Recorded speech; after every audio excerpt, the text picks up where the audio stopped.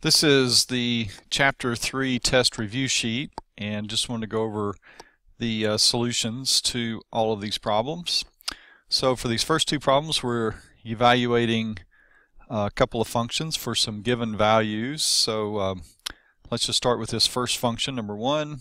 Letter A says evaluate f of 2, which means we're going to input 2 in place of x in this function and simplify. So in the numerator we get 4 minus 4, which is 0. 0 divided by 4 is 0. So the answer for letter A would be 0. Letter B, what about f of negative 2? Okay, so in place of x we're going to input negative 2. Okay, and once again we get 4 minus 4, which is 0. 0 divided by anything is still 0, so that is our answer for letter B. Letter C says f of negative x. So in place of x, we'll just plug in negative x. And negative x to the second power is positive x squared. And the same thing down here, negative x to the second is positive x squared. We could factor in the numerator, but since there is no way to cancel, I'm going to say it's okay just to leave your answer like this. The only advantage to factoring would be the possibility of canceling between the numerator and the denominator. But there is nothing that we can cancel there. You can't cancel these separate terms. You can only cancel factors. And so I would say either of these answers would be okay. It is a good idea to go ahead and factor just in case there's a possibility, but I could see right away that factoring wasn't going to allow us to cancel anything in that situation. Alright, so this says what is the opposite of f of x, which basically just means we're going to make this fraction negative. So that's really all this amounts to. We're going to do the opposite of the function, which is this. Alright. Letter E says, what if we input x minus 2, f of x minus 2. So x minus 2 quantity squared minus 4 over x minus 2 quantity squared. When you square a binomial like this, you do the first term squared. You can multiply these two together. That would be negative 2x, and then double that. That would be negative 4x, and then square the last term, and then go ahead and do the minus 4. And then same thing down here, x squared minus 4x plus 4. So these 4 minus 4 would cancel.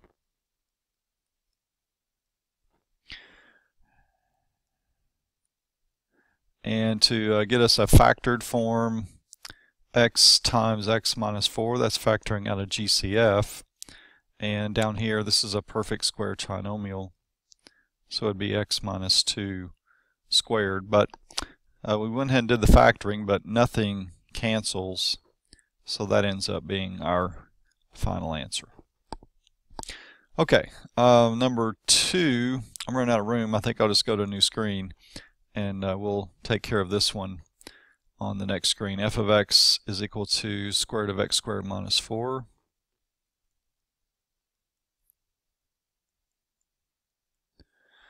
Alright, and then we'll just run through all of those inputs again. F of 2 is going to be the square root of 2 squared minus 4. 4 minus 4 is 0, and the square root of 0 is 0. Alright, then f of negative 2. This time we're going to do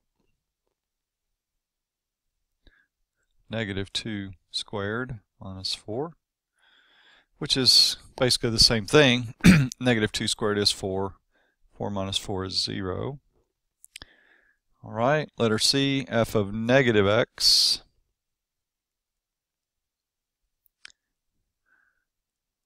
When we do negative x squared, that just gives us the square root of x squared minus 4. Okay. And the opposite of that basically just means that we're going to do the opposite of the given function. Think of, this really says it's almost like multiplying negative 1 times the function. That's what this says. And think of multiplying negative 1 times this radical. All right, and then let's see, letter E is f of x minus 2.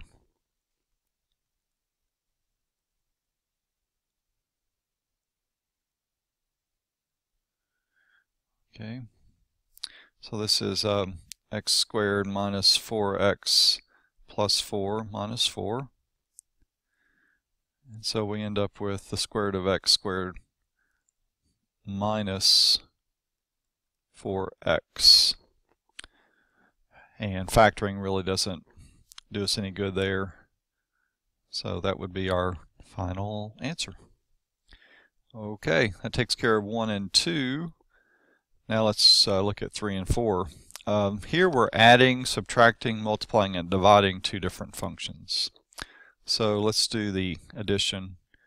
Literally, we're going to take the function f of x, which is 2x minus 1, and we're going to add it to this g function, 2x plus 1. This is just a matter of combining like terms. 2x plus 2x is 4x. Negative 1 plus 1 is 0.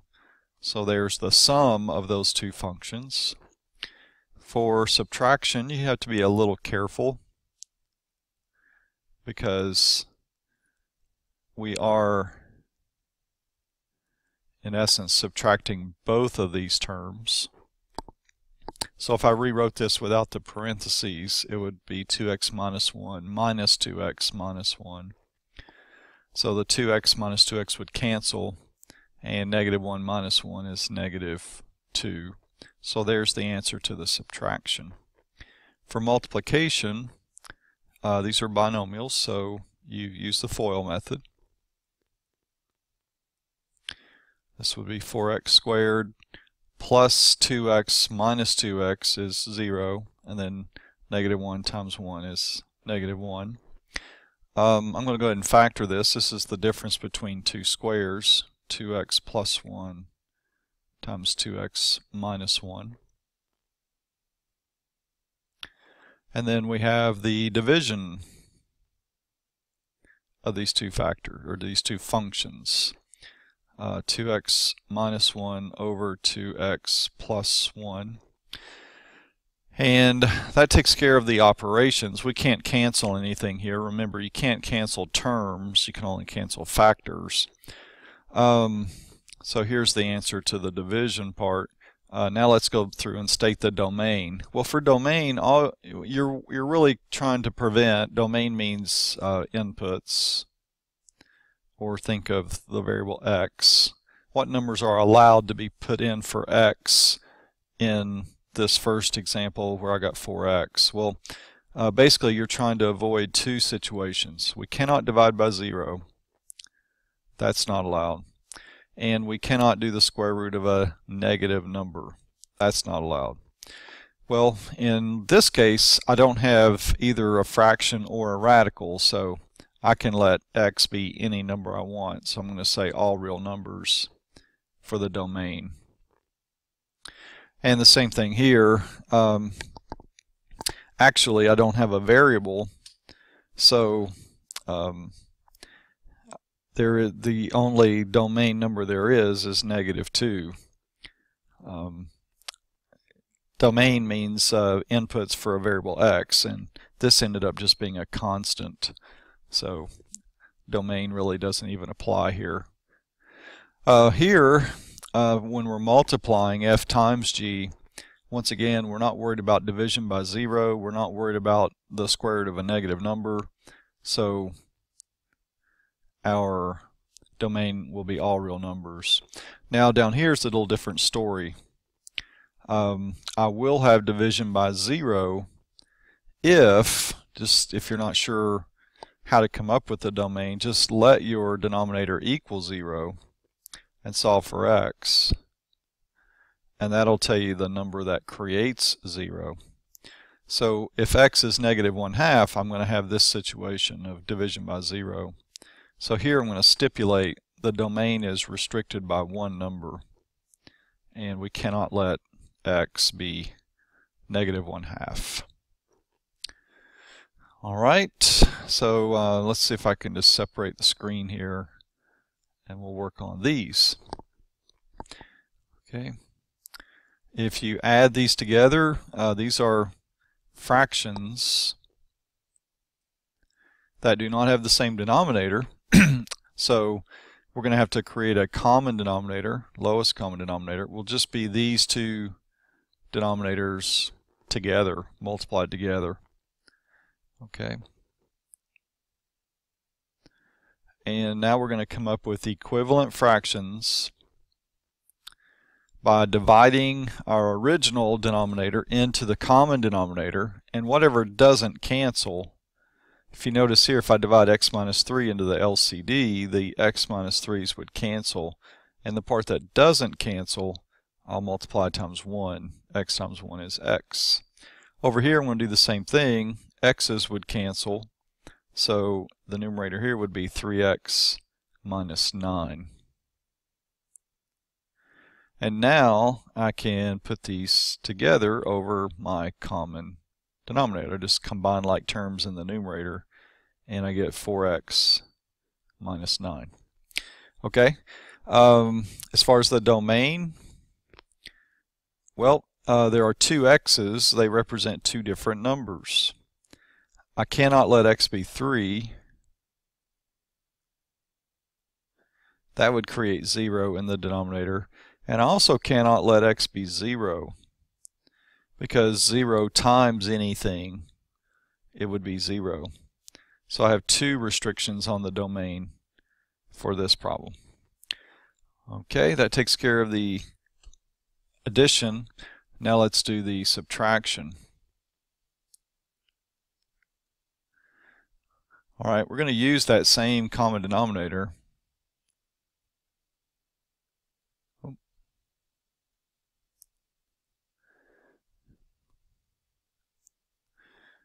Okay, just like we did before, x times x minus 3. Okay, and just like we did before, we're going to get x, and we're going to get 3x minus 9. But you do have to be careful here, because you're actually subtracting both of these. So x minus 3x is negative 2x, and minus negative 9 is actually plus 9 over the common denominator. And the domain is the same. Oh, I'm sorry, it's not the same. We can't let x be positive 3. So I'm running out of room. Let me just go to a new slide here.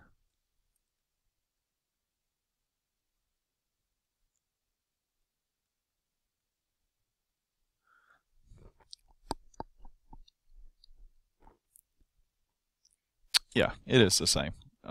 Yeah, we can't let x be 3. We didn't change the LCD, we just changed the numerator. So our domain is the same. We can't let x be 3, and we can't let x be 0.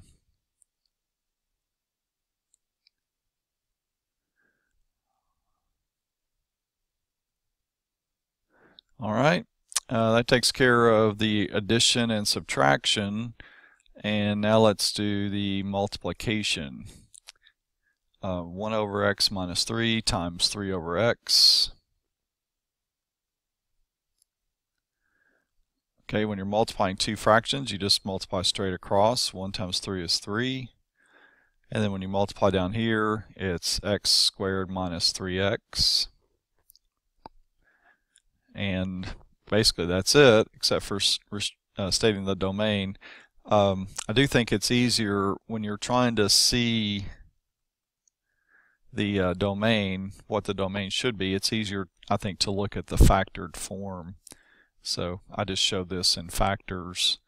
And once again, we're going to say that our domain is restricted. It cannot be 3 or 0, just like our previous example. All right, and then we have division. 1 over x minus 3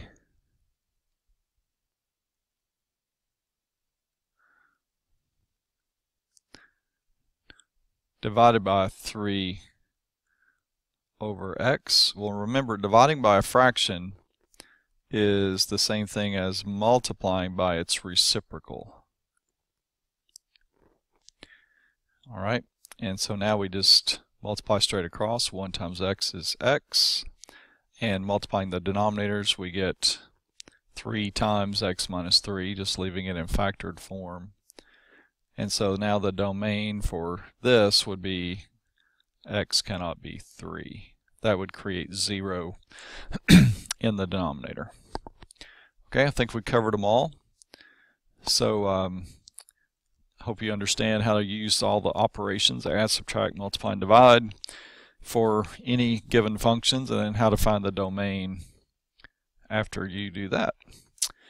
Okay, for number 5, we're looking at this graph, and we're going to answer several questions, come up with a lot of different answers. First of all, what is the domain for the x coordinates involved in this graph? As we go to negative infinity on the x-axis, that's where the graph is heading. It's just going to continue to widen out.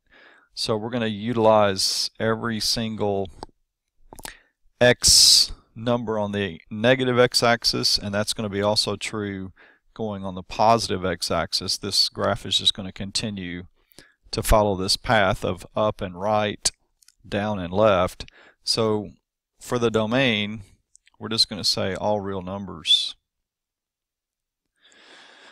All right, for the range, now you're looking this way and trying to decide, okay, well, what y coordinates would be involved in this particular graph.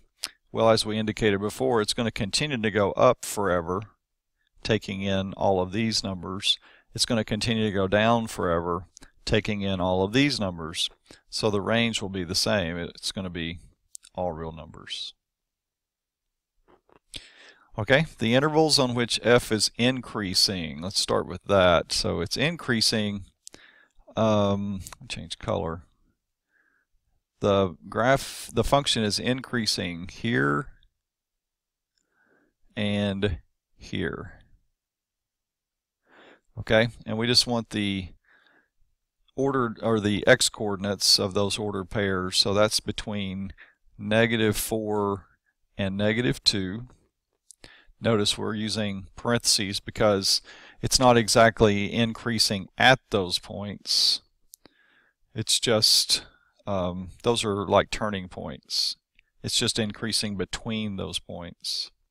And it's also increasing between 2 and 4. Okay, it's decreasing in this area, and that is between -2 and 2.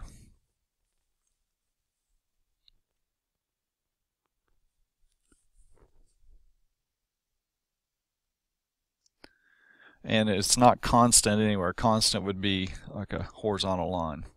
So that takes care of all of our intervals for increasing and decreasing. The local maximum, minimum values, this didn't copy very well. Basically, we want to see any local minimum and maximum values. Okay, let me erase what I've done here so far. So we're going to have a local maximum represented by this point and a local minimum represented by this point. And the values will be the y coordinates of those. So we'll say local minimum, it's at -2. The value would be 1. And we have a local, I'm sorry, that's maximum, sorry. maximum at -2. That's where it's located, but as far as when it's asking for the value, you're just going to give the y coordinate. And then we have a local minimum here where x is 2, but it's at the value would be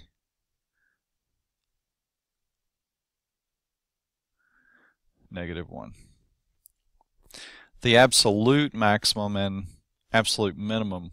Well, since this graph goes forever positive infinity, negative infinity, there is no absolute maximum or minimum. If it were only looking like this, we didn't have these arrows. If it was just this, then we would have a local maximum at this point at 3, f of 4 equals 3, and then we'd have a local minimum over here at f of -4 equals -3. But in this case there are none of either. Whether the graph is symmetric with respect to the x-axis, y-axis, or origin, looks like we have origin symmetry. We could rotate this graph on the origin 180 degrees and basically reproduce this graph. And then a follow-up question, is this function even, odd, or neither? Well, if it's origin symmetry, just remember that means it's got to be odd. Okay, origin odd. Even means it's symmetrical with respect to the y-axis. Okay, did we get them all? I think we did. So I think we're ready to move on to number 6, 7, and 8. Determine algebraically whether these are even, odd, or neither. And here's how you tell. If you can input -x and get the original function, then it's an even function. If you can input -x and get the opposite of the original function, then it's an odd function. Okay, so let's do f of -x, and that's going to be -x to the third minus 4 times -x. Alright, so -x to the third plus 4x. Alright, so basically what happened is we got the opposite. Notice how both of the signs changed. Positive x cubed became negative. Negative 4x became positive. So we end up with this situation, the opposite of the function. And so this one's going to be odd. Okay, over here let's do g of -x. 4 plus -x squared over 1 plus -x to the fourth. Okay, 4 plus, and when you square -x, you get x squared. And when you raise -x to any even power, it becomes positive. So we end up with the original function, and this is an example of what it means to be even. Okay, well, let's take a look at this. Let's do f of -x, the square root of 1 minus -x cubed. Okay, and so under the radical we'll have 1 minus, and this is just going to be -x cubed. Well, that is not the original, because literally it's going to be this. We're going to be having the cube of a number and then subtracting, but this is still going to be negative. When we cube this negative number, it's going to remain negative, and then that's going to turn this into plus. So the bottom line is it's not the opposite. This would be opposite. It's not the same because, as you can tell, we're going to have an extra minus sign underneath the radical. So this is neither. It's neither even nor odd. Okay. Find the average rate of change from 2 to 3. So here's how you find average rate of change. It's f of 3 in this case minus f of 2 divided by 3 minus 2. Okay, so let's evaluate f of 3. 3 squared is 9. 9 times 2 is 18. 18 plus 7 is 25. Minus, now let's do f of 2. 2 squared is 4. 4 times 2 is 8. 8 plus 7 is 15. Over 3 minus 2, which of course is 1. So 25 minus 15 is 10. So that is your answer for number 9. Easy enough. You do f of one of these numbers minus f of the other, and then you just divide by, it's really the slope formula, the change in the y's divided by the change in the x's. Okay, here is a piecewise defined function that we're supposed to graph. So let's just go ahead and graph this. Think about the line y equals 3x, and if you have to, just go ahead and start putting some points. So it has a y-intercept of 0 and a slope of 3.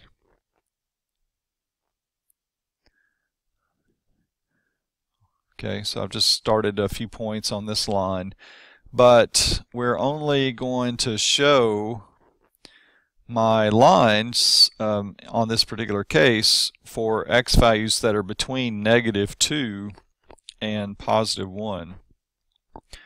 Alright, so here's where x is -2.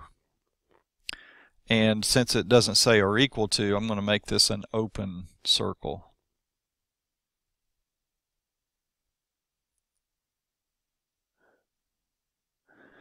Alright, so let me get my line draw tool ready.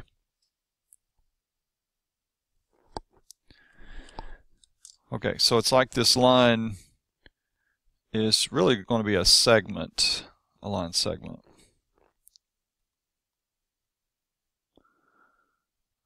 And it's going to stop at this other point where x equals 1. So I'm not going to go beyond where x equals 1. And where x equals 1, which is the other end of the line, it should be a solid because it says or equal to. Okay, so that's the red piece. Now let's do this other piece in blue. Let's start off by drawing a line y equals x plus 1. So here's y-intercept 1 with a slope of 1. But we're only drawing this line for x values greater than 1. Okay, so that means this dot really should be an open circle. And we're going to draw from there going forward.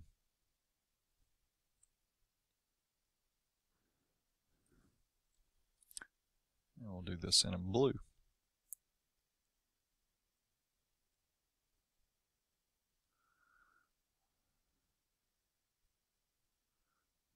Okay, so that takes care of the graph. Now let's talk about domain and range. Okay, so for the domain, I'm looking along the x-axis, and I'm basically covering the x-axis from -2, not including -2, but then everything to the right of that. That's where the graph is heading. Nothing to the left of -2. So the way I'm going to state the domain, it will be all x values such that x is greater than -2. Okay, now let's look at the range. Y such that. Okay, for the range, not going below 1, 2, 3, 4, 5, 6. I'm not going below -6. But looks like I'm covering every number above -6. Even though I've got this open circle, I'm using those numbers on the red. So you basically have to look at these two graphs together. So it looks like my range is going to be y values that are greater than -6. Okay, locate any intercepts. We have 0, 0, the origin, and that looks like it. That's all. And then part D is it continuous on its domain? And it's not, because it's discontinuous, doesn't flow, can't spell, tenuous, where x equals +1. So there's a break. These don't just flow unbroken from left to right. Okay, that takes care of number 10. Let's try number 11. This has got 3 pieces. So f of x equals x is this identity function, but we're only going to show it for x between -4 and 0. Alright, so 1, 2, 3, 4. This is x is -4, so I really didn't need to go that far. And the origin point will be open, because it doesn't say or equal to. This one will be closed, and we'll just do a little segment in between.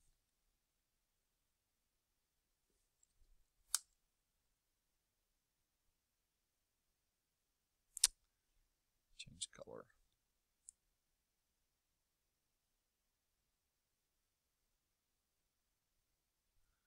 Okay, here's the red piece. F of x equals 1 is a horizontal line, but we're only going to include 1 point on that line, only for x equals 0. It's like saying plot the point 0, 1, and that's the blue dot right there. 3x only for x is greater than 0. Okay. F of x equals 3x, that has a y-intercept of 0, has a slope of 3.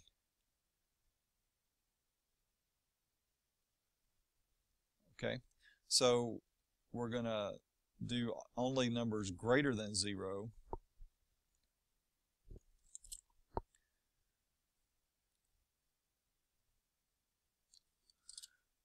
Alright, so we'll do the green piece. So there's already an open circle there for the red, and I'm just going to go on top of that and draw my green line.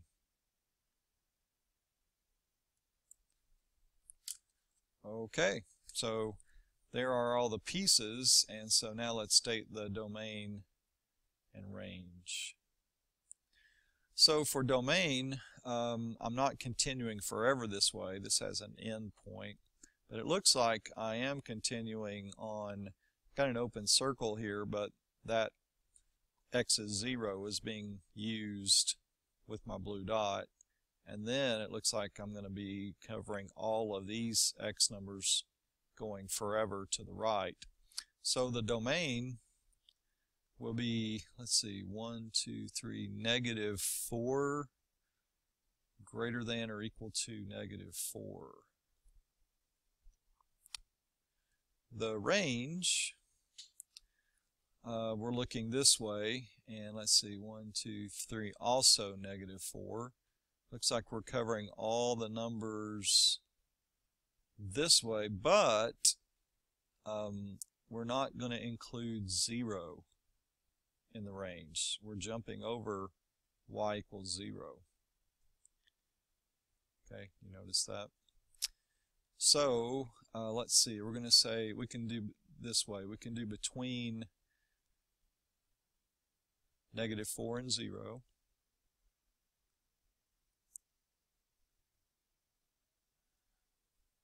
All right, and then we can combine that with all the numbers greater than 0.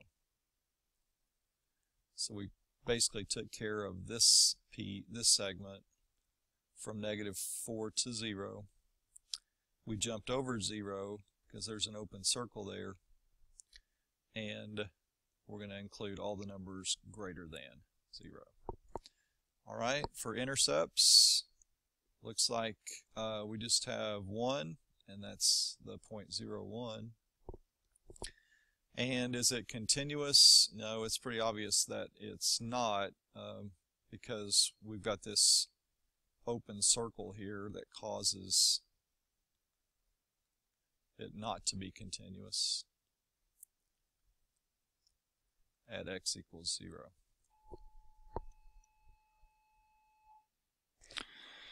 Okay, so that takes care of number 11. On 12 and 13, I only gave you 2 examples of the library of functions, these parent functions that I want you to know. Just make sure that you know all of the ones that we've covered in class, all the different parent functions. But for these 2, this one on the left, this is the cube root function, y equals the cube root of x. And the one on the right, this is that parent y equals x squared. On this, what I'm looking for is, this didn't copy over very well, but I'm looking for you to be able to identify the parent and then notice the translation. In 14, it's just a translation. We took the parent, which had the vertex at the origin, and we moved it right 1, and I believe it's down 4. It's hard to read, but I hope that's right. If you put those 2 movements together, the movement right 1 will be shown as this, x minus 1 inside the absolute value, and then going down 4, you would do minus 4 outside of the absolute value walls. So just remember the horizontal move is inside, and it's kind of tricky because you have to think opposite really of the way it looks. And the vertical move will be outside of the absolute value, and plus means up and minus means down. Alright, this one copied over quite a bit better. This is that quadratic function y equals x squared, but you notice that it's flipped over, so this is an example of a reflection. So we're going to put minus in front of our parentheses, and to show that the vertex has been moved 2 places to the right, we will have x minus 2, and then 3 places up will be plus 3. So the minus sign flips it over, 2 places right, 3 places up. So just be ready for any of the parent functions. I may give you functions other than just the absolute value or the y equals x squared. So just be prepared for knowing how to translate horizontally, vertically, and then reflect, especially reflecting over the x-axis like I've done here. Okay, this will wrap it up. Describe the dilation in each function as it relates to the parent. Well, this is the parent y equals x squared, and since we're multiplying by a number greater than 1, this is an example of vertical stretch. Or we could say stretched vertically. Okay, so I gave this to you on the last lesson. Whenever we have a number that's not in parentheses or inside absolute value and it's greater than 1, that's really a way of saying we're going to take this parent and make it skinnier, stretch it vertically. Okay, this one, notice I have a number between 0 and 1.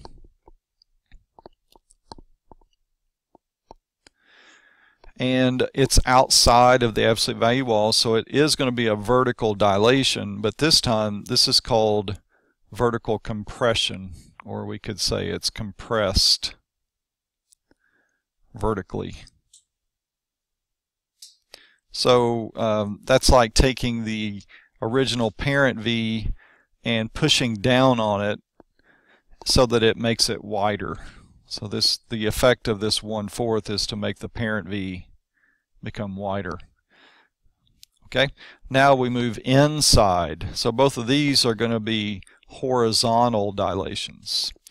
Okay, so now for this fraction that's inside the parentheses, this is, oh, let me put the parent for this. This is y equals absolute value of x.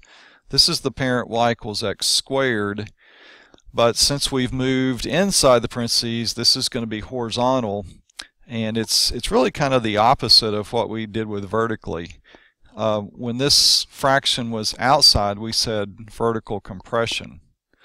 Well, when we move it inside, it becomes horizontal stretch.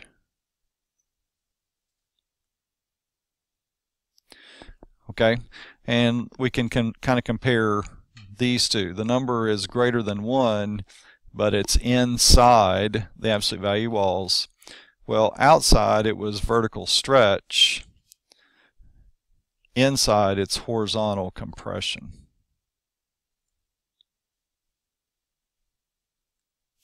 And that's the parent y equals the absolute value of x. Okay, so be ready to answer some questions regarding dilations of the parent functions. And that is all on this review sheet. Work hard on it and let me know if you have any questions.